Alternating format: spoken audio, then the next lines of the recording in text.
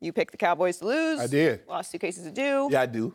I did. But how impressive were they? I was very impressed with the Cowboys. You were? I was very impressed. I'm shocked. And let's start defensively first. Second half, what they were able to do, give up 6 points, force 3 turnovers. They got after the quarterback. Washington's inability to run the football, it left Kurt as a sitting duck. And when you have to drop back... Wait, is he Kurt or Kirk? Kirk. Oh, Kirk. Oh, Kurt. You know his name. Yeah, I wanted to make sure. I thought you said Kurt. No, I said Kurt. I thought maybe you'd turn him back in. No, Kurt. I did not. And it left him as a sitting duck back there. When you can't run the football and the defense knows you can't run the football and your only option is to drop back. Now, mind you, Skip, they're playing without 3 starting offensive linemen. The best 2 offensive linemen, left tackle Williams, right guard Sheriff, Pro Bowl players. And then the center goes out. And then they were playing without starters on defense. But let's just take their offense for it.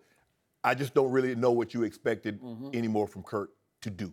Kurt had his work cut out for him. He's calling him Kurt. Didn't he call him Kurt. Kurt? It's okay if you do. No. I'm good with it. My cousin Okay. didn't have a very good game No, and he given didn't. the circumstances. But what's getting me more frustrated is their first-round pick keeps dropping balls. Josh Doxson. He's got to do a better job. He's got to come up with those balls. I agree. We saw it on a Monday night. We saw what he did. We did. We saw a big play in that game yesterday. We saw what happened. Yep. I didn't see him drop any balls at TCU, but go ahead. Yeah, but yesterday he dropped a few. He only had 1 catch. It was a touchdown, but he had some other opportunities. Yep.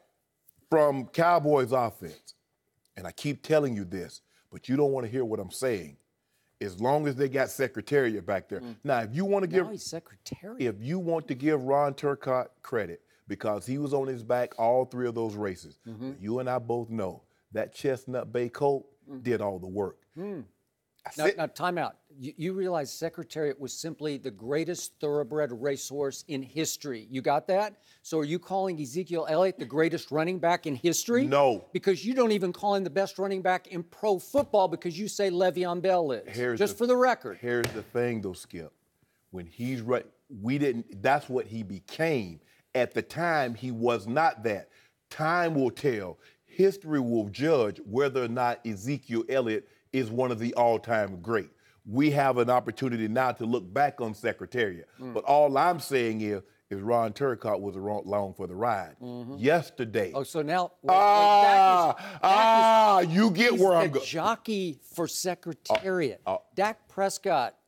Wow, second in the NFL in QBR is the jockey for Secretariat. Go ahead, I'm listening. If you don't mind me asking, how many yards did he throw for yesterday? It was a driving rainstorm with high winds. What can you imagine worst case scenario for throwing the football? I'm glad Kirk Cousins was playing in a phone booth. It wasn't raining on his side of the field or when he had the ball. Did you see what happened early when it wasn't raining? Boom, boom, boom, boom, boom. Were there not some passes completed in that first drive? No, what I did see. I'm looking at that first drive. He goes 16 to Witten, then 18 to Swaim, and then. Wait a minute, he throws to Terrence Williams for 25? That's pretty impressive. He looked like Dak Prescott before it started running. And I saw Zeke hit the hole and nobody touched him, and he hit his head on the goalpost from about 20. And that's what I 13, but that's and I said this on Friday. If you let Zeke Elliott get 140 or 150, you're not beating the Cowboys.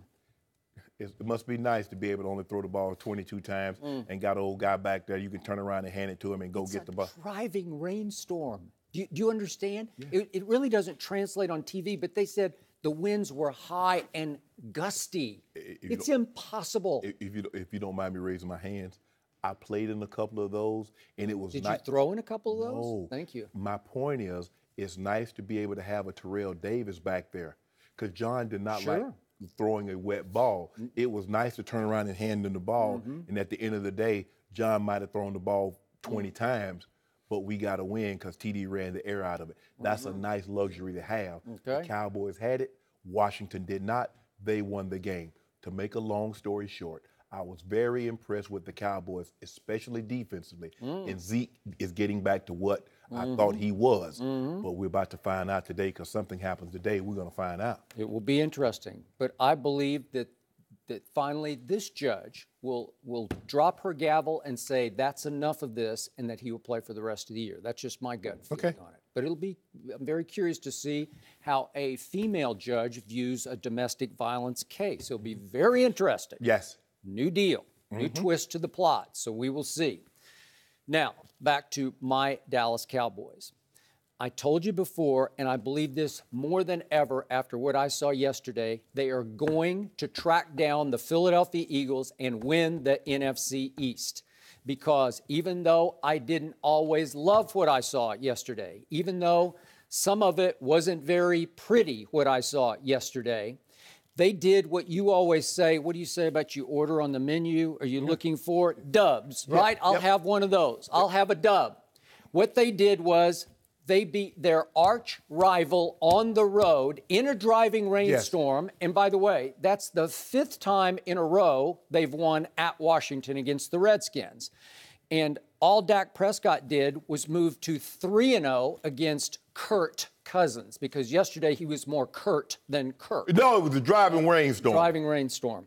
So the point is that right on schedule, even before it started driving rain, Kirk Cousins turned into Kirk Cousins, because remember the big play early? I thought I was getting in some trouble because it looked like Washington was driving for a 17-7 lead.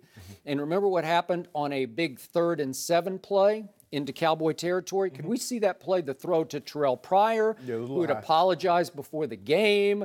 I'm sorry, Redskin Nation. And he was wide open right at the boundary, and Kirk Cousins airmailed him. That was a key turning point play in the game for the Redskins, because you have to make that throw before it actually starts pouring rain. Yes. That was just a flat-out, I missed the throw that could have driven in the big nail in the coffin. Yes. Right? And then, of course, do I need to even point out, it was raining, but late in the game, Kirk Cousins did have a chance to go drive and either tie it or go for 2 and win the game at the end, because we kept giving you chances to get back in the game, and I'm sure you were just jumping up and down in your living room. No. Yeah, you were. No, I was not. You're saying, come on, Kirk.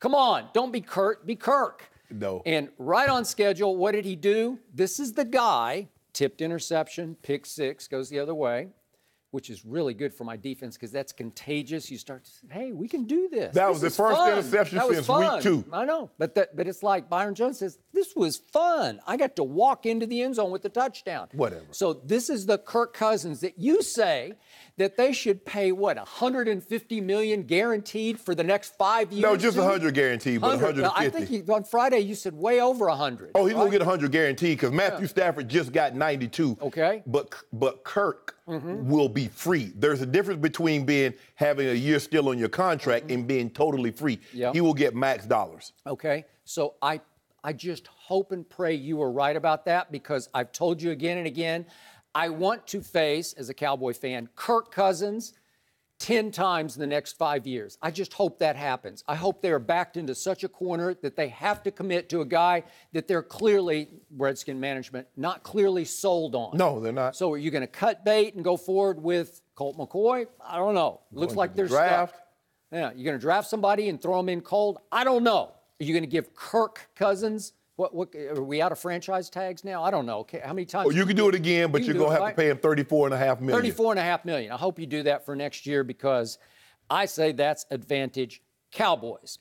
So now, what did I see yesterday for the first time? I saw resilience. What did I see Ezekiel Elliott do on the first play that he carried in the game? Fumble. He fumbled. And I was like, oh, my God, what? This is just what he did last year at Washington, remember? Yep. And he basically got benched at the end of the game in favor of Alfred Morris. That is correct. After that, Ezekiel Elliott touched the ball, carried the football 32 more times, and did not fumble. That was huge in that game.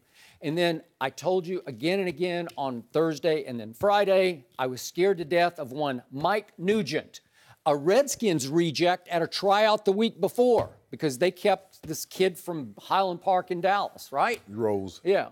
And what happened? I thought Mike Nugent was going to perhaps kick me right in the stomach, and he did. On the first kick that he tried, duck hook left from 49 yards, didn't even sniff the left upright. And I thought, uh-oh, I'm in big trouble. And talk about resilience. Mike Nugent, way to go.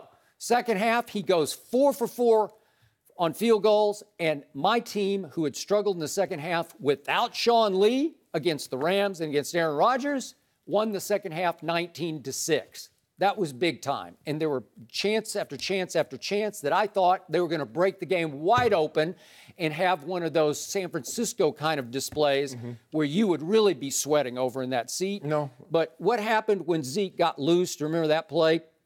It looked like he had scored. They got the holding call on. They got the holding call. Could we Smith. see that holding call on Ty Smith? This is about to break the game open here. Here we go. This is a holding call on Ty Smith, and I have no idea how this is holding. If somebody could explain that to me, because that looked like that was ball game for the Redskins. Is that holding? It looks like his hands are between. Well, here's the thing. When the defender tries to disengage and you're pulling him back, they're going to call that more time than that. It looked like you were pushing him backward. Well, he tried to get loose, and and that's what they saw.